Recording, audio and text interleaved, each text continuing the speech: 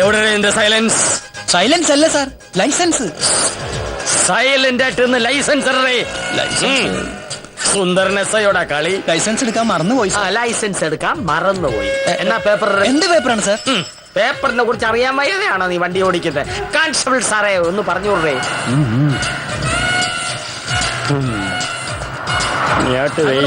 ഞാൻ കൈ കൊണ്ട് വിടൂല. മേലാ ലൈസൻസ് എടുക്കാൻ മറക്കരുത്. പോയി തോല. സാർ എന്റെ ലൈസൻസ് ഇല്ലാതുള്ളൂ. ബാക്കിലൊരുത്ത് ബൈക്ക് പോലും ഇല്ലാതെ വരുന്നത്. ബൈക്കില്ലാതാണ് വണ്ടി ഓടിക്കുന്നത്. ഇന്ന് അവന്റെ ട്രൗസറിയാ കയറും. സുന്ദരനസയോടാ കളി. നീ ഏതായാലും വണ്ടി എടുത്തോണ്ട് പോ. എന്തോ സാധനം? സ്കൂട്ടർ തന്നെ.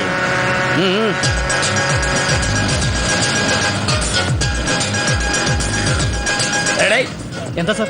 എന്തിനാ എന്റെ പേര്? സുന്ദരൻ. നിന്റെ പേര് ചോദിച്ചപ്പോ എന്റെ പേര് പറയണം. ഇന്നുവരെ സുന്ദരനസയുടെ മുഖത്ത് നോക്കി ഒരു പൈലുകൾ എന്റെ പേര് വിളിച്ചിട്ടില്ലേട്ടാ. എന്റെ പേര് സുന്ദരനാ സാർ. ആണാ? ബുക്കും പേപ്പറോട് എൻസൈക്ലോപീഡിയ മതിയോ സാർ? മാരിച്ചിന്റെ കവാലെ കുറ്റി പൊടിച്ചാലേ. എനിക്ക് എന്തിനാണ് നിന്റെ സൈക്കിൾ പടി? ലൈസൻസ് ഒരു ബൈക്ക് പോലും ഇല്ലാത്ത എനിക്ക് എന്തിനാ സാർ ലൈസൻസ്? അപ്പൊ നിനക്ക് ബൈക്ക് കാലത്ത് എന്റെ സമയദോഷങ്ങളാണല്ലോ കയറി വരുന്നത്. എനിക്ക് ഈ കലിപ്പ് വരുന്നത്. നീ ആ വണ്ടിയൊക്കെ സൈഡാക്ക്. തള്ള ഇതെന്തിന്?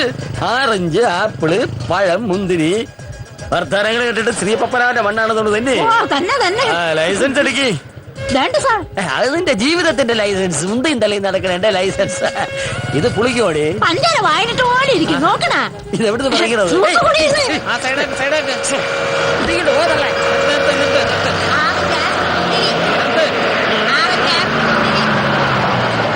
ഇറങ്ങി വാ ചല്ലി.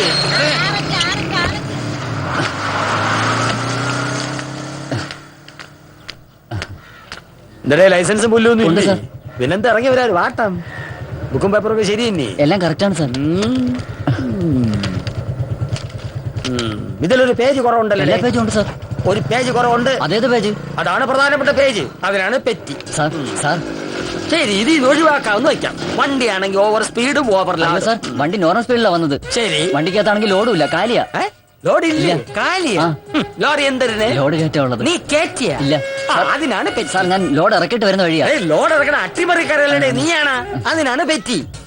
നിനക്ക് അടുത്ത ജംഗ്ഷനിൽ കുറച്ച് കായ് കളയേണ്ടി വരുമല്ലോടെ. അപ്പൊ എഴുതിക്കളെ. സാർ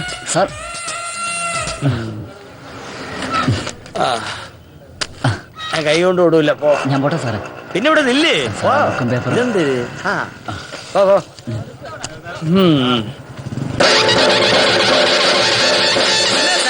ഇത് നായമാ? പാർട്ടി കുറവാ. നീ ആരുടെ എന്റെ അടുത്ത് ന്യായം ചോദിക്കാൻ? ഇങ്ങോട്ട് ഇറങ്ങി മാറേ.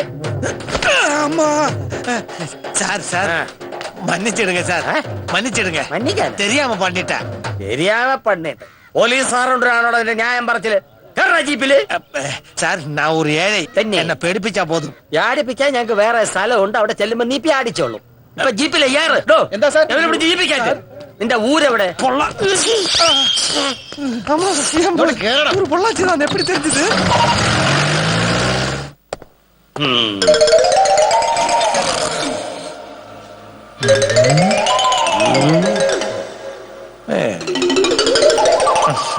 നീ എന്തരടെ നട്ട് റോട്ടി വെച്ച് പറഞ്ഞത്? ഒന്ന് പ്യാടിപ്പിച്ച് വിട്ടാ മതിയെന്ന്. വിടാനോടെ? കേരളത്തിലെ ജനങ്ങളെ ഏറ്റവും കൂടുതൽ പ്യാടിക്കുന്ന സ്ഥലത്താണ് നീ ഇപ്പൊ നിൽക്കുന്നത്. അറിയാം? നിനക്ക് ആനെ പേടിയുണ്ടോടെ? സിംഹത്തിന് പേടിയുണ്ടോടെ? നിനക്ക് ശത്രുക്കളെ പേടിയുണ്ടോടെ? എനിക്ക് ശത്രുക്കളെ ആരുമേ ഇല്ല. അതെന്തില്ലാത്തത്? എല്ലാത്തെയും കൊല പണിട്ടാ. ആരെയും പേടിയില്ലാത്ത ഇവനെ എങ്ങനെയാ സാറേ പേടിപ്പിക്കുന്നത്? പ്യാടിക്കും എഴുത്തുകാരാ, പ്യാടിക്കും. നിന്റെ പേരെന്തരടെ? താമി. എന്തൊരു താമി? കന്തസ്വാമി. ആളെ കളിയാക്കണേ. പോലീസ് സ്റ്റേഷനിൽ പീഡനങ്ങൾ പാടില്ലെന്നാണ് ഐജിയുടെ ഓർഡർ. അല്ലെങ്കിൽ പയലേതിന്റെ ഹൗസിങ് ഞാൻ ചവിട്ടി ഇളക്കേനെ. സത്യം പറയണ. അങ്ങനെ ചോദിച്ചാലും നീ എരപ്പാളി സത്യം പറയില്ല സാറേ. കള്ള തിരുമാലിയല്ലേ ഇവൻ. സാറിന്റെ ഒറ്റമൂലി പ്രയോഗിക്കും സാറേ. ഇവൻ മണി പോലെ പറയും. നീ ആരുടെ? തമിഴ് സിനിമയുടെ കമൽ. ഇതെന്തൊരു വീരമണ്ടി സ്റ്റൈല്? ഇതെന്തൊരു ഒട്ടിപ്പാ. അപ്പോഴും തട്ടിപ്പ് വേണ്ടേ? നാട്ടുകാരെ വെട്ടിക്കാൻ വേണ്ടി നടക്കുന്നേ എഴുത്തുകാരാ. എവൻ എന്ത് ചെയ്യണം? കണ്ടുപിടിക്കാൻ പറ്റാത്ത കേസുകളൊക്കെ ഇവന്റെ പേരിലുള്ള പറ്റില്ല എഴുതിയാലും. Very correct. IPC 454 പാലാരിവട്ടം കൈപ്പറമ്പിൽ ജാസഫ് വക്കീലിന്റെ വീട്ടിലെ ഭവന വേദനയുടെ പട്ടി. IPC 450 കേട്ടിക്കോ. പൂക്കാടുപടി തേവക്കലെ ആലിമുസ്ലിയാരുടെ വീട്ടിലെ കിടപ്പുമുറിയിലെ രാത്രിയിലെ സീൻപിടുത്തം. ആലുവ റൂട്ടിൽ കൂടെ ഓടുന്ന സീനത്ത് ബസ്സിലെ യാത്രക്കാരി ചന്ദ്രികയുടെ ചന്തി നുള്ളിയത് IPC വട്ടത്തിൽ A. അതും കൂടെ അവന്റെ പേർക്ക് കേട്ടിക്കോ. പാക്കറ്റടി, പിച്ചാത്തിക്കുത്ത്, വഞ്ചന, മൈക്കൂരിച്ചോടം, ഉരുട്ടിക്കൊല, ശ്രീപീഡനം, കിഡ്നാപ്പിംഗ് എല്ലാം കൂടി ചേർത്ത് 16 എണ്ണം ഇവന്റെ പറ്റിൽ എഴുതി. എല്ലാം കൂടി 19 വർഷം നമ്മുടെ തറവാട്ടിൽ കഴിയാനുള്ള വകുപ്പായി. എന്തൊരു എല്ലാം കൂടി വേണമെങ്കിൽ പറയും. അതൊന്നും SI സുന്ദരന് പുത്തരിയല്ല. നിന്റെ യഥാർത്ഥ പേരെന്തേ? നീ പറയില്ലല്ലേ? ഞാൻ നോക്കട്ടെ. നിന്റെ ബാഗിൽ നിന്ന് ഭീകരതയുടെ എന്തെങ്കിലും കുളു കിട്ടിയ പയലേതിന്റെ എപ്പിസോഡ് ക്ലോസ്. ഇതെന്തൊരു ഐഡിയ? യവനും ഐഡിയ.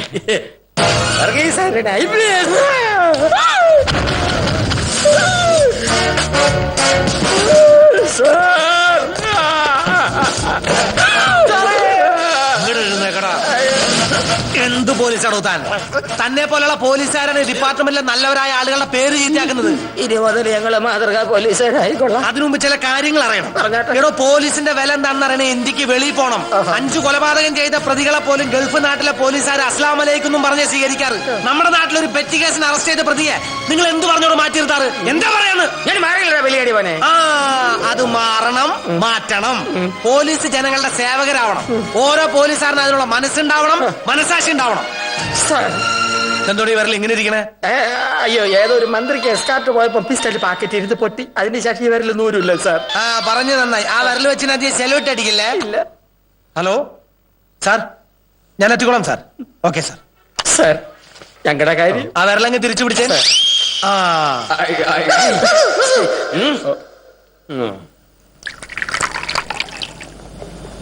ഈ കേസ് അന്വേഷിക്കാൻ നീ തന്നെ വേണമെന്ന് മുഖ്യമന്ത്രിക്ക് ഒരേ നിർബന്ധം. അല്ല, ഞാൻ അറിയാഞ്ഞിട്ട് ചോദിക്കുക, നിന്റെ ഈ കയ്യിരിപ്പും വെച്ചോണ്ട് നീ എങ്ങനെ ഇത്ര പെട്ടെന്ന് ജനസമ്മതനായത്? അതെന്താ സാർ? പറയസേ, ഇപ്പൊ പ്രതിപക്ഷ നേതാവ് പോലും ഏത് കേസ് അന്വേഷിക്കാനും നീ മതിയെന്നാ പറയുന്നത്. ചില പാർട്ടിക്കാർക്ക് ഇത്ര മുറുമുറുപ്പില്ലാതില്ല. എന്നാലും വർഗീസാണ് IPS പകരം വെക്കാൻ മറ്റൊരു പേര് കണ്ടെത്താൻ അവർക്കും കഴിയുന്നില്ല. നമ്മുടെ മുഖ്യം പിന്നൊന്നും ആലോചിക്കാൻ നിന്നില്ല. കേസ് നിനക്ക് ഹാൻഡ് ഓവർ ചെയ്യാൻ പറഞ്ഞു. എങ്കിൽ ഈ കേസിൽ എനിക്ക് പൂർണ്ണ സ്വാതന്ത്ര്യം തരണം. ചില രാഷ്ട്രീയ ഇടപെടലുകളോ മറ്റു സമ്മർദ്ദങ്ങളൊന്നും ഉണ്ടാവില്ലെന്നൊരു ഉറപ്പും. Of course. ആ മലപ്പുറത്തെ ബീരാ സാഹിബിന്റെ കാര്യമല്ലേ നീ ഉദ്ദേശിച്ചത്? തടിമിലിട്ട് മോനെ തല്ലിയ ഗുണ്ടയെ പറ്റി പരാതി പറയാൻ അയാൾ മോനും വന്ന് എത്തിയതോ നിന്റെ കയ്യിൽ തന്നെ. ഏതായാലും നീ കാണിച്ചൽപ്പം കടന്ന കൈയായിപ്പോയി. ഏടാ ചില്ലറ പ്രഷറൊന്നുമല്ല അയാൾ ആഭ്യന്തരത്തിൽ ചെലുത്തിയത്. ഒടുവിൽ നിനക്ക് ക്രൈംബ്രാഞ്ചിലേക്കുള്ള ട്രാൻസ്ഫർ ഒപ്പിച്ചിട്ടാണ് അയാളൊന്ന് അടങ്ങിയത്. എന്തായാലും ഈ കേസിൽ നിനക്ക് പൂർണ്ണ സ്വാതന്ത്ര്യമുണ്ട്. പക്ഷേ നിന്റെ ഇടി ഇത്തിരി കുറയ്ക്കണം. സംശയം തോന്നുന്ന ആരെയും ചോദ്യം ചെയ്യാം. No pressure, no tension. എന്താ പോരെ? പിന്നെ വർഗീസേ, നിന്നെ അസിസ്റ്റ് ചെയ്യാൻ ഒരു ടീമിനെ തന്നെ ഞാൻ തയ്യാറാക്കി വെച്ചിട്ടുണ്ട്. അയ്യോ, അത് വേണ്ട സാർ. ഇപ്പൊ തന്നെ അയ്യര് സാറും ചില ടീമുകൾ അന്വേഷണം കഴിഞ്ഞ് പോയുള്ളൂ. അത് ചിലവർക്ക് ഇഷ്ടാവില്ല. പിന്നെ നീ ഒറ്റയ്ക്ക്? എങ്കിലും റിക്വസ്റ്റ് ഉണ്ട്. നമ്മുടെ നോർത്ത് സ്റ്റേഷനിലെ SI സുന്ദരത്തിന് എനിക്ക് വിട്ടുതന്നാ മതി. SI സുന്ദരവോ? Best selection.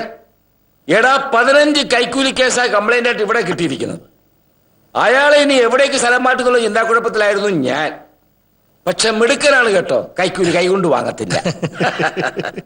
എന്തായാലും ഒരു പണിഷ്മെന്റ് ട്രാൻസ്ഫർ ആയിക്കോട്ടെ നിന്റെ കൂടെയുള്ള ഈ പുറത്ത്. നിങ്ങൾ വലിയ മറ്റേടത്തെ IG ആയിരിക്കും, പക്ഷെ ഒരുമാതിരി കോപ്പിലെ ഇടപാടിനോട് കാണിക്കരുത്. അമ്മായിപ്പനാണെന്ന് ഞാൻ നോക്കത്തില്ല.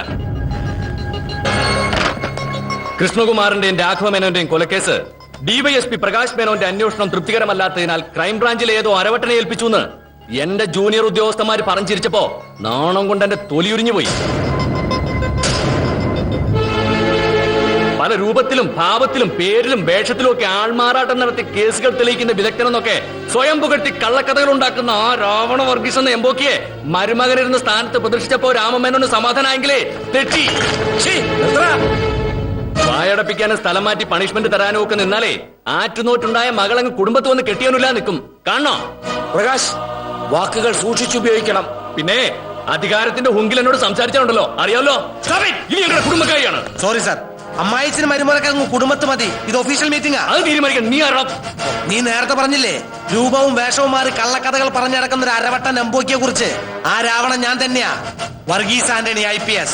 വർഗീസ് പ്ലീസ്. വേണ്ട സാറേ, മരുമോനെ ഞാൻ മെരുക്കിക്കോളാം. രാജ്യം ഭരിക്കുന്ന മന്ത്രിസഭയിൽ ഒരു അംഗമായിട്ട് സംസ്ഥാനത്തിന്റെ കുടിവെള്ളം വൈദ്യുതിയും സ്വകാര്യ സ്ഥാപനങ്ങൾക്ക് മറച്ചുവെച്ച് ആ പണം ആരും അറിയാതെ സ്വന്തം കീശയിൽ വാങ്ങിവെച്ച് സമൂഹത്തിന്റെ മുമ്പിൽ ചെരുപ്പ് പോലും ധരിക്കാതെ ആദർശധീരനായിട്ട് ചമഞ്ഞു നടക്കുന്ന നിന്റെ അച്ഛന്റെ ബലം കണ്ടിട്ടാണ് ഈ കളിയെങ്കിൽ ആ കളിയങ്ങ് മാറ്റിവെച്ചാരെ. അല്ലെങ്കിൽ അഴിമതി കേസിലെ സ്വന്തം അച്ഛനെ ഈ പൊന്നുമോൻ തന്നെ വിലങ്ങ് വെക്കേണ്ടി വരും. പിന്നെ ഈ കെട്ടിയ പെണ്ണിനെ വീട്ടിൽ കൊണ്ടാക്കുന്നുള്ള ഭീഷണി നിന്നെ പോലെ ഈ പദവിയിലിരിക്കുന്ന ആണുങ്ങൾക്ക് ചേർന്നതല്ല. നിന്റെ മൂക്കിന് താഴെയുള്ള മീശ മൂക്കൊലിപ്പ് തടയാനുള്ളതല്ല. ആണായിട്ട് ജീവിക്കാൻ പഠിക്കി. പ്രായവും പദവിയും നോക്കി പെരുമാറാൻ പഠിക്കണം. അതായിരിക്കും ഒരു പോലീസുകാരന്റെ പാരമ്പര്യം. പിന്നെ വന്നവനെ വന്നതുപോലെ തിരിച്ചുവിടാനുള്ള വ്യാമോഹം വേണ്ട. കാരണം ഈ രാവണനെ പ്രസവിച്ച ഉടനെ ലങ്കയെന്ന് കേരളത്തിലേക്ക് കൊറിയർ അയച്ചോന്നല്ല. ഞാൻ ഇവിടെ ഈ മണ്ണിൽ ജനിച്ച് ഉപ്പും ചോറും നിന്ന് വളർന്നവനാ. ഞാൻ ഇവിടൊക്കെ തന്നെ ഉണ്ടാവും. നീ ഉണ്ടാവണം കേട്ടോ. Sorry sir.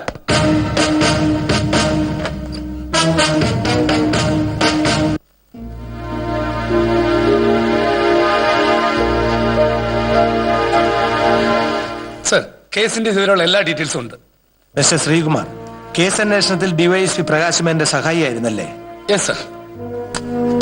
രക്ഷപ്പെട്ട ആ പിള്ളേരെ കുറിച്ച് കോളേജിൽ എന്തായിരുന്നു അഭിപ്രായം? ശരിക്കും പറഞ്ഞാൽ നല്ല ക്ലീൻ ഇമേജ് ഉള്ള ഒരു അടിപൊളി സംഘം. അവരെ കുറിച്ച് ഒരാൾക്ക് പോലും മോശമായ അഭിപ്രായമില്ലായിരുന്നു. കോളേജിലും വീട്ടിലും നാട്ടിലും എന്തിനേറെ ജയിലിൽ പോലും ആ മൂന്നുപേരെ കുറിച്ച് നല്ല മതിപ്പായിരുന്നു. കേസിന്റെ ആവശ്യങ്ങൾക്കായി കൊണ്ടുപോകുമ്പോഴും പലപ്പോഴും അവരെ വിലങ്ങ് പോലും വെക്കാറില്ല. കാരണം ആരെങ്കിലും കൊല്ലാനോ പോലീസിന്റെ കണ്ണുപിടിച്ച് രക്ഷപ്പെടാനോ ത്രിമൂർത്തികൾക്ക് കഴിയില്ലെന്ന് തന്നെയായിരുന്നു ഡിപ്പാർട്ട്മെന്റ് വിശ്വാസം. ത്രിമൂർത്തികൾ? അവർക്ക് എങ്ങനെ ഈ ത്രിമൂർത്തികൾ എന്ന് പേര് വന്നേ? കോളേജിലെ സുഹൃത്തുക്കൾ തന്നെ അവർക്ക് നൽകിയ ഓമന പേരായിരുന്നു അത്. ആ മൂന്നുപേരെ ഒരിക്കലും ഒറ്റ തിരിഞ്ഞ് ആരും കണ്ടിട്ടില്ല. അത്രയ്ക്ക് ആത്മബന്ധമായിരുന്നു അവർ തമ്മിൽ. ഒരിക്കൽ സ്വന്തമായി പാട്ടെഴുതി സംഗീതം നൽകി അവതരിപ്പിച്ചതോടെ അവർ കോളേജിന്റെ തന്നെ ഹരമായി മാറി.